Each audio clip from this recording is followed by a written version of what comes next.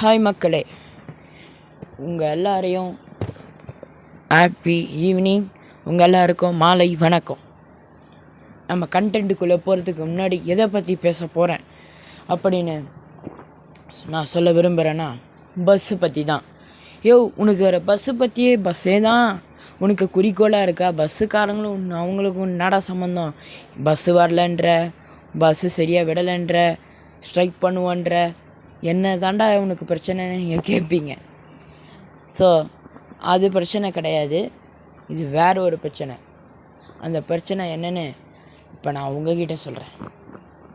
இப்போ முழுசாக போகிறதுக்கு முன்னாடி அது என்ன பிரச்சனைன்றதுக்கான வீடியோவை பார்த்துட்டு, ஓகேவா, என்ன ப்ராப்ளம், எதுக்காக அந்த பிரச்சனையை உங்ககிட்ட நான் ஷேர் பண்ணுறேன், எதனால் அந்த பிரச்சனைன்னு அவங்க அந்த வீடியோவே உங்களுக்கு சொல்லிட்ட பிறகு நான் பேசுகிற வீடியோவை நீங்கள் தெளிவாக பாருங்கள்.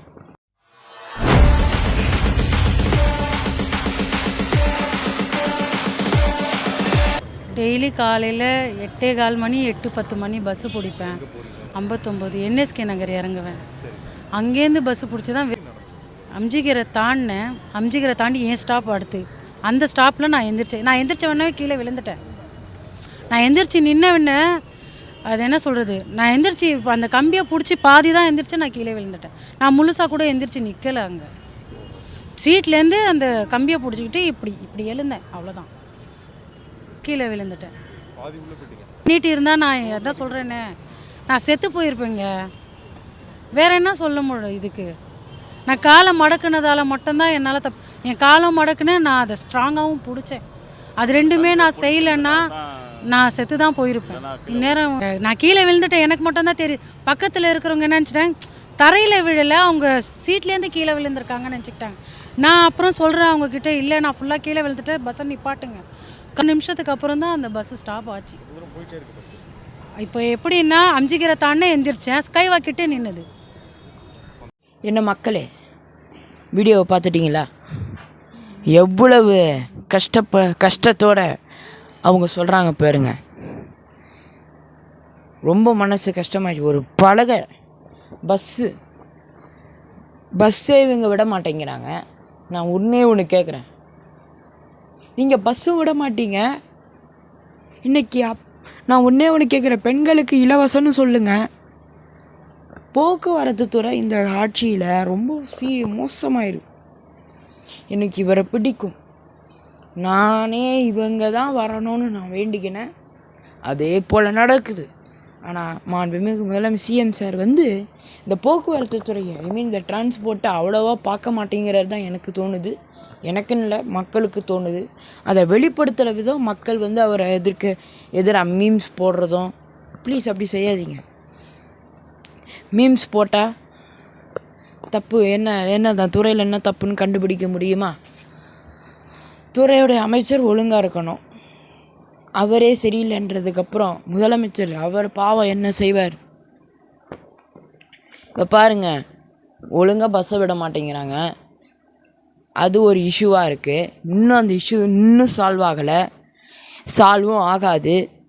அது எந்த முறையில் சால்வ் ஆகணும்னு எனக்கும் மக்களுக்கு தான் தெரியும். மக்கள் எப்போ அதை ப்ரொட்டஸ்ட் பண்ண போகிறாங்கன்னு இதுக்குன்னு ஜல்லிக்கட்டுக்குன்னு ஒரு ஸ்ட்ரைக் வச்சாங்க. இந்த இடத்துக்கு அந்த பகுதியில் வர மக்கள் ஒரு ஸ்ட்ரைக் பண்ணாங்கன்னா சூப்பராக இருக்கும். ஒரு பஸ்ஸை எடுக்கும்போது அது கரெக்டாக இருக்கா, அதெல்லாம் இருக்கான்னு நடத்துனர் கண்டக்டர் தான் பார்க்கணும். கண்டக்டருக்கு என்ன வேலைன்னா டிக்கெட்டு கிழிச்சு கொடுக்கறதும் ஒரு வேலை கிடையாது. பஸ்ஸு ஒழுங்காக இருக்கா, எடுக்கலாமா, அதுக்கு பின்னாடி பஸ்ஸோட சீட்டிங் எப்படி இருக்குது, அந்த ஃப்ளோரிங் எப்படி இருக்குது, அதெல்லாம் பார்த்துட்டு அதுக்கப்புறம் நீங்கள் பஸ் எடுத்தால் நான் சூப்பர்னு சொல்லுவேன். அது கிடையாது, உங்கள் இஷ்டத்துக்கு நீங்கள் பஸ் எடுத்துகிட்டு இப்போ இந்த அம்மா அந்த பேட்டியில் சொன்ன அவங்க ரொம்ப கண்ணீர் வடிக்கிறாங்க, கண் அழாத குறையாக சொல்கிறாங்க அவங்களோட வேதனையை. இது உங்களுக்கு தேவைதானா? 12 மணிக்கு உங்களோட வேலையை ஆரம்பிக்கிறீங்க, 2 மணி வரைக்கும் 2:30 3 மணி வரைக்கும் 3 மணி நேரம் உங்களுக்கு ஓய்வா? இதோட 3வது வீடியோ அது. 3 மணி நேரம் ஓய்வா இது? 3 மணி நேரம் ரெஸ்ட் எடுத்து என்ன பண்ண போகிற? நான் நம்ம மரியாதைலாம் கொடுக்க விரும்புகல. எவ்வளோ காலத்துக்கு தான் நம்மளும் மரியாதை கொடுத்துட்ருக்கிறது? சொல்கிறாங்க, செய்கிறாங்க, திரும்ப ஆரம்பிக்கிறாங்க வேலையை. இப்போ பஸ்ஸு விடலை, அந்த பிரச்சனை முடிஞ்சு இப்போது பஸ்ஸுங்களில் ஃப்ளோரிங் சரியில்லாமல் கீழே விழுந்து சொர்க்கத்தை போய் பார்த்துட்டு வந்துருக்குறாங்க. மரண பயத்தை ஆனால் அந்த பஸ்ஸுக்காரங்க காட்டிட்டாங்க. பிங்க்கு பஸ்ஸு டீலக்ஸில் போனால் கூட அவ்வளோவா கிடையாது. இத்து போன பஸ்ஸை இவங்க எதுக்கு எடுக்கணும்? ஃப்ளோரிங்கு சரி ரொம்ப பழைய பஸ். அன்றைக்கி பார்க்குறேன் 2007 வருஷத்தில் 2007 ஓடின அந்த பஸ்ஸெல்லாம் ரேராக இன்றைக்கி ஓடிக்கிட்டு இருக்கு. அது சீட்டிங் சரியில்லை, கண்ணாடி மட்டும் பலன்னு இருக்குது. பின்ன அந்த மாதிரி தான் உயிர். நல்ல வேலை அந்த அம்மாத்த உயிர் போயிருந்தாங்கன்னு என்ன பண்ணியிருப்பாங்க? சும்மா ஒரு நிவாரணம் கொடுத்துட்டு அவ்வளோதாம்மா, முடிஞ்சு போச்சும்மா. குடும்பத்துக்கு நிவாரணத்தை கொடுத்துட்டோம், மொட்டையாக அறிவிச்சிருவாங்க போக்குவரத்து துறை. அவங்க பின்னாடி அவங்க பேக்ரவுண்டு என்னன்னு உங்களுக்கு தெரியுமா? எனக்கே தெரியாது. உங்களுக்கு எங்கன்னு தெரிய போகுது? உயிர் போயிடுச்சு, கோடிக்கணக்கில் பணம் கொடுத்தோம்னா எல்லாம் போயிடும், எல்லாம் சரியாயிடும் அப்படின்னு நினச்சோம்னா ஒரு யூஸும் கிடையாது. அந்த உயிர் திரும்ப வரப்போகுது. அதே போல் கீழே விழுந்துட்டாங்க, நிறுத்துங்கன்னு சொன்னால் கூட உங்களால் ஏன் நிறுத்த மாட்டேங்கிறீங்க? கீழே விழுந்துட்டாங்க, நிறுத்தணும், அப்பயே நிறுத்தாமல் இருக்கிறீங்க. இதெல்லாம் உங்ககிட்ட இருக்கிற கேள்வியா இல்லை பதிலா? சாரி, கொஞ்சம் இந்த நாய் கொஞ்சம் குலைச்சிக்கிட்டு இருக்கு, பரவாயில்ல. இருந்தாலும் நான் பேச வேண்டியது பேசி தான் ஆகணும். இங்கே பக்கத்தில் ஸ்ட்ரீட் டாக் இருக்குது, ஸோ கொஞ்சம் குலைச்சிக்கிட்டு இருக்கு. ஸோ பார்க்கலாம், அது சைலண்ட் ஆகிடுச்சு. இப்போ அந்த அம்மாவோட உயிர் போய் என்ன அர்த்தம்? அது இப்போ 12 மணிக்கு சர்வீஸ் கட்னு போட்டு வந்தால் கட்டாக தான் ஆகிட்டு இருக்கோம். இப்போ சர்வீஸு, ஃப்ளோரிங்கு, நாளைக்கு கம்பி தலையில் விழும், நாளைக்கு பிரேக் டவுனு, அந்த கியர் கட் ஆகும். ஏன் அது கூட தான் இப்போ நடந்துகிட்ருக்கு வில்லேஜில். என்ன பண்ணுறாரு பேசஞ்சர் விட்டு, தம்பி அந்த இது கொஞ்சம் கீரு கொஞ்சம் லாக்கு நல்லா காலை நல்லா டைட்டாக பிடிச்சிக்கப்பா, நீ கால் எடுத்துன்னு அந்த அழக்கா கலண்டுக்குன்னு வரும். இதெல்லாம் தேவையா? மாடிஃபை பண்ணுறோன்னு சொல்கிறாங்களே, என்ன மாடிஃபை பண்ணுறீங்க நீங்கள்? பஸ்ஸை மாடிஃபை பண்ணியிருக்கோம், அதை பண்ணியிருக்கோம், புதுப்பிச்சிருக்கோம், அதை எங்கே புதுப்பிச்சிருக்கீங்களா? ஒரே ஒரு கேள்வி. பின்ன என்னத்துக்கு நீங்கள் போராட்டம் பண்ணுறீங்க கவர்மெண்ட்டுக்கு எதிராக? நீங்கள் இதெல்லாம் சொன்னால் தானே அவங்க பார்த்து பண்ணுவாங்க, போக்குவரத்து துறை. அது இல்லை, நீங்கள் எல்லாம் கரெக்டாக, அப்போ எல்லாம் கரெக்டாக இருக்குது போல் தான், எந்த கம்ப்ளைண்ட்டும் வர மாட்டேங்குது, ஃப்ளோரிங் சரியில்லை, கீர் சரியில்லை அப்படின்னு. அப்போ அதை எடுக்க மாட்டேங்கன்னா உடனே நம்மளோட கட்சி எல்லாமே இன்றைக்கி ஒரு தப்பான விமர்சனத்தை வைக்கிற அவங்களுக்கு யூஸ் ஆகுது. அப்புறம் சும்மா ஸ்ட்ரைக்கு இதெல்லாம் பண்ணாதுன்னா என்னத்தை கொடுப்பாங்க கவர்மெண்ட் உங்களுக்கு? தயவு செஞ்சு சொல்கிறேன், மறுபடியும் சொல்கிறேன், ஃப்ளோரிங் எல்லாம் கரெக்டாக இருக்கான்னு பார்த்து பஸ்ஸை இருக்கும். இப்போ இனிமேல் நேற்று இன்னைக்கு கூட என்னோட நாசு உட்கார்றது கூட பார்த்து பயந்து தான் உட்காந்தேன். அந்த இப்போ இந்த வீடியோவில் பேசுகிற அம்மா நிலமை கூட நமக்கு வந்துடுமா அப்படின்ற ஒரு பயத்தில் நான் என்ன பண்ணுறது, அந்த நல்லா காலை இப்படி தட்டி பார்க்குறேன், பரவாயில்ல உடஞ்சி விழட்டும் அப்படின்னு. அந்த உடஞ்ச மாதிரி இருக்கிறத கொஞ்சம் பார்த்து கவனமாக உக்காருங்க, ஏறும்போது கவனமாக ஏறுங்கன்னு சொல்லிட்டு தான் இப்போல்லாம் பக்கத்தில் இருக்கிறவங்களுக்கும் சரி, இது பல முறை நடந்துருக்கு தான், நான் இல்லைன்னு சொல்லலை. பாஸ்ட் கவர்மெண்ட் ரூல் பண்ணிகிட்டு இருக்கும்போது இதே ஸோ மாடிஃபை பண்ண பஸ்ஸில் ஓல்டு பஸ்ஸில் தான் இந்த ஃப்ளோரிங் கீழே விழுறது, ஃப்ளோரிங் அந்த உடஞ்சி போயிருக்கிறது அப்படிலாம் தான் இருக்குது. ஸோ ரெட் கலர் பஸ்ஸாக இருக்கட்டும், ஸோ நம்ம சென்னை சிட்டிக்கு ஒரு பஸ்ஸு நீங்கள்லாம் சொன்னால் தானே கவர்மெண்ட் வாங்கி போடுவாங்க. நீங்கள் என்னத்துக்குன்னு இருக்கிறீங்க? உங்கள் தேவைக்கு நீங்கள் அந்த போராட்டம், ஸ்ட்ரைக்கு, இந்த ஸ்ட்ரைக்கு போகணும், அந்த இடத்துல போகணும், இங்கே ஒருத்தர் கூப்பிட்ருக்குறாங்க அந்த இடத்துக்கு போகணும். அவங்க சொல்கிற டீட்டெயிலாக சொல்கிறாங்கன்னா என்எஸ்கே நகரில் இறங்கணும், என்எஸ்கே நகரில் இறங்கணும். நான் 59 59 அந்த 59 பஸ்ஸே பார்க்க வெளியே க்ளீனாக வச்சுக்கிட்டு, அது நாங்கள் இருக்கிற ரூட்டில் தாங்க வரும். 59 பஸ் அவ்வளோ நீட்டாக இருக்குது. வெளியே பார்த்தா, உள்ளே பார்த்தா குப்பை மேடே உள்ளே இருக்கும் அந்த பஸ்ஸில். இருந்தாலும் சரி, நம்ம இறங்க போகிறதுன்னா அடுத்த ஒரு ஸ்டாப்பு தானே, நம்ம இதுக்கு இதெல்லாம் பார்த்துக்கிட்டு இருக்கணும், நம்ம அதெல்லாம் கண்டுக்க தேவையில்லை அப்படின்னு சொல்லிவிட்டு நான் இறங்கிடுவேன். வெளியே தான் நீட்டாக வச்சுருப்பான், கழுவி சுத்தமாக புது பஸ்ஸு மாரி இருக்கும். உள்ளே போய் பார்த்தா தான் தெரியும் அந்த பஸ்ஸோட லட்சணத்தை எவ்வளோ படு கேவலமாக இருக்கும். அதனால் அந்த 59 பஸ்ஸில் ஏறுறவங்க நிறுத்த சொல்கிறாங்க. கீழே விழுந்துட்டேன். ஒரு டிரைவர் அந்த அம்மா கீழே விழுந்து ஒரு நிமிஷம், இப்போ அந்த ஒரு நிமிஷம் அந்த அம்மா உயிருக்கு ஊசலாடிக்கிட்டு இருக்கு, உயிரை கையில் பிடிச்சிக்கிட்டு இருக்காங்க. ஒரு நிமிஷம் அவங்களுக்கு சாவு பயத்தை காட்டிட்டீங்களாடா. நான் அதை சொல்கிறேன்ல, இவங்க பஸ்ஸையும் ஒழுங்காக விட மாட்டாங்க. மதியம் வந்துச்சுன்னா போதும், மக்களை பிச்சைக்காரங்களாம் அலைய விடுவாங்க. ஒன்றும் இல்லாதவங்கள போல் இவங்க தான் பெரிய பணக்கார திமிர் இருக்கிற போல் இவங்களுக்குன்னு ஒரு சொந்தக்காரன்ற மாதிரி போமா சேப்ப அப்படின்ற மாதிரி விரட்டி விடுறது, மூஞ்சல் அடித்தது போல் பேசுகிறது. நான் பார்க்குறேன் இன்றைக்கி ஒரு வயசானம்மா கேட்குறாங்க, அதே ஆள் தான், ஏம்மா அறிவில்லை இப்போ அப்படின்னு. நான் பிச்சை காசாக கேட்டாங்க, கொடுப்பா அப்படின்னு. போமான்னு கேட்டாங்க, போவாதுன்னு.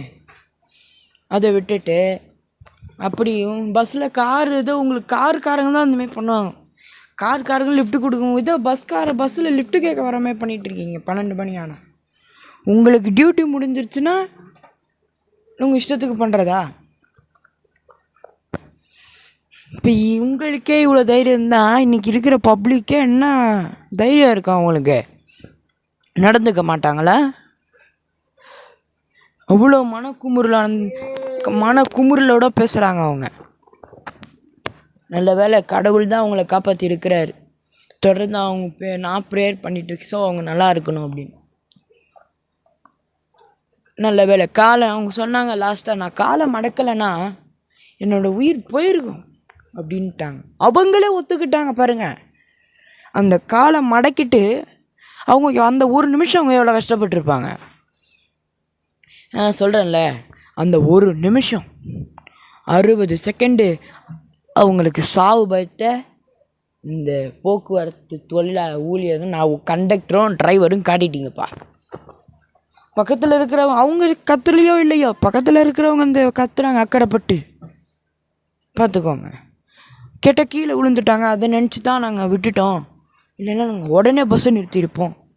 அவங்க விழுந்தது ஸ்கைவாக்கில், நீ நிறுத்துறது அண்ணா ஆர்ச்சில். அதையும் அவங்க சொல்கிறாங்க. நான் இறங்கி ஸ்கைவாக் கிட்ட வரும்போது நான் கீழே விழுந்துட்டேன், ஸ்டாப் வருதுன்னு எழுஞ்சிருக்கும்போது. ஆனால் அவங்க நிறுத்தினது அண்ணா ஆர்ச்சி அமைஞ்சக்கார இருக்க. அப்போது அந்த பிரிட்ஜு ஏறி இறங்கினவோட தான் அந்த அண்ணா ஆர்ச்சி வரும். அப்போ அது ஒரு நிமிஷம் கணக்கு. இப்போ இந்த ஒரு நிமிஷம் வரைக்கும் அவங்க சாவு பயத்தை, உயிர் பயத்தை, அவங்களுக்கு உயிர் பயம்னா என்னென்னு அவங்களுக்கு நீங்கள் காட்டியிருக்கிறீங்க. இதை இவங்க தப்பிச்சிட்டாங்க. இதே ஒரு வயதானவராக இருந்தால் என்ன பண்ணியிருப்பீங்க? இதே ஒரு பெரியவராக இருந்தால் என்ன பண்ணுவது, ஒரு பாட்டிமா இருந்தால் என்ன பண்ணியிருப்பீங்க? இவங்களாம் ஏதோ நார்மல் வயசில் இருக்கவங்க 30 to 40 இயர்ஸ் இருக்கும்னு நான் நினைக்கிறேன். ஸோ அவங்க படித்தவங்க வேறு. ஸோ அவங்க ஐடியா பண்ணி இந்த விஷயத்தில் தான் பண்ணி சேஃப் ஆகிட்டாங்க. இதே ஒரு வயசானவங்க, நடக்க முடியாத உக்காந்துட்டு இருக்கவங்க பிடிச்சி ஏறும்போது கீழே விழுந்துட்டாங்கன்னா என்ன செய்வீங்கன்னா என்னோடய கேள்வி. அதுக்கு இந்த போக்குவரத்து துறை பதிலை சொல்லும். இதுக்கப்புறம் பஸ்ஸை மறுபடியும் நான் சொல்கிறேன், 3 வீடியோ கிட்டே போட்டுட்டேன். நீங்கள் காப்பிரைட்ஸ் கொடுத்தாலும் கொடுத்துருங்க. ஏன்னா நீங்கள் அப்படி செஞ்சாலும் செய்யக்கூடிய ஆள். ஏன்னா நான் சொல்லிட்டேன். என்னுடைய வாய்ஸ் இந்த சேனல் பொதுவாக இந்த பப்ளிக் இஷ்யூஸ் பற்றி பேசுகிறது பீப்புளுக்காக மட்டும்தான், மக்களுக்கான குரல் அப்படின்னு தான் என்னுடைய அமைப்போட மெம்பர்ஸ் எல்லாம் எனக்கு மக்களுடைய குரல்னு பேர் வச்சுருக்குறாங்க. அது சும்மா கிடையாது. நீங்கள் உடனடியாக ஆக்ஷன் எடுத்து எல்லா பஸ்ஸையும், ரொம்ப பழைய பஸ்ஸை மாடிஃபை பண்ண ஏற்பாடு செய்யணும். போக்குவரத்து துறைக்கு என்னுடைய ஹம்பிள் ரெக்வெஸ்ட்டை நான் கேட்டுக்கிறேன். இதோட இன்னைக்கு இவங்க தப்பிச்சிருக்கலாம், நாளைக்கு வேறு யாரோ இருக்கலாம், ஏன் நானாக கூட இருக்கலாம்.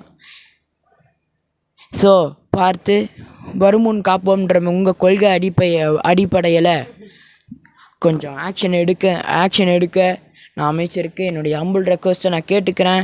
போக்குவரத்து துறை டிரைவரும் கண்டக்டரும் வாயை பொத்திக்கிட்டு இருக்காம, சரிங்களா, ஓட்டுநரும் கண்டக்டரும் வாயை பொத்திக்கிட்டு இருக்காம கவர்மெண்ட்டுக்கு ரிப்போர்ட்டு கொடுக்கணும். பஸ்ஸு சரியில்லை, ஃப்ளோரிங் சரியில்லைன்னு, சரிங்களா. அதை விட்டுட்டு எல்லாம் கரெக்டாக இருக்குது வாரம் வந்து கேட்டால் நான் கவர்மெண்ட் ஸ்டாஃபு அந்த திமிரில் தெனாவட்டில் மக்கள்கிட்ட ஏடா கூடமாக பேசுகிறது, அதுக்கப்புறம் ஒருமையில் பேசுகிறது, அந்த வேலையில் இல்லாமல் கண்டக்டரும் டிரைவரும் வாயை பொத்திக்கிட்டு போக்குவரத்து துறைக்கிட்ட ரிப்போர்ட் பண்ணுங்கள். அதை விட்டுட்டு ஒன்றும் இல்லாததுக்குள்ள இந்தமாரி நீங்கள் பண்ணிங்கன்னா உங்களுக்கு என்னத்துக்கு அவங்க ஸ்ட்ரைக் பண்ணுறீங்களே, என்ன பிரயோஜனம் இருக்குது?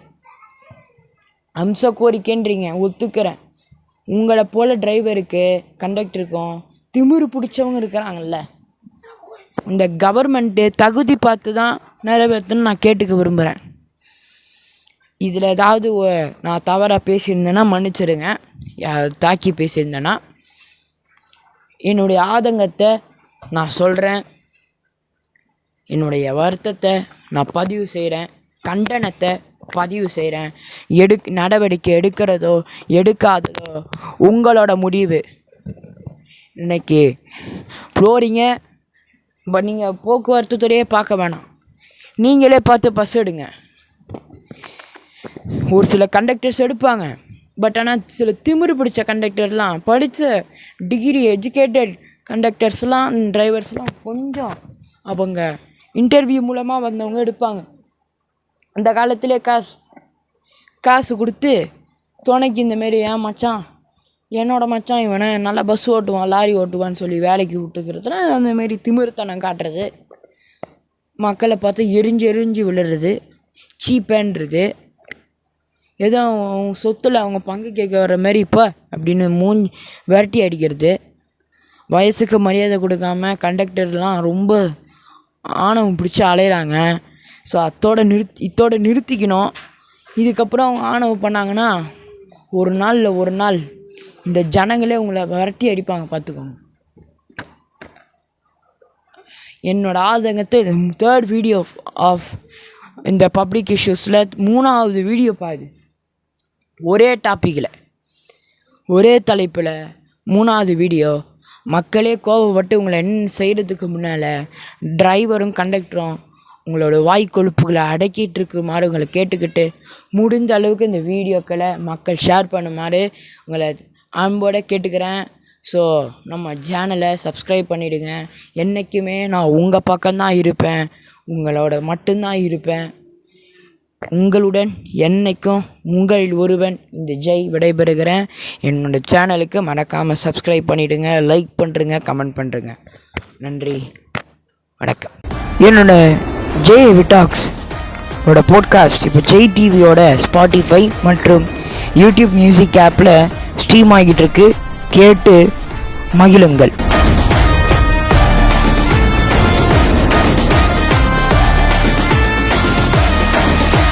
Listen JAV Talks podcast available now of JTV Spotify and YouTube Music app. Enjoy listening the podcast.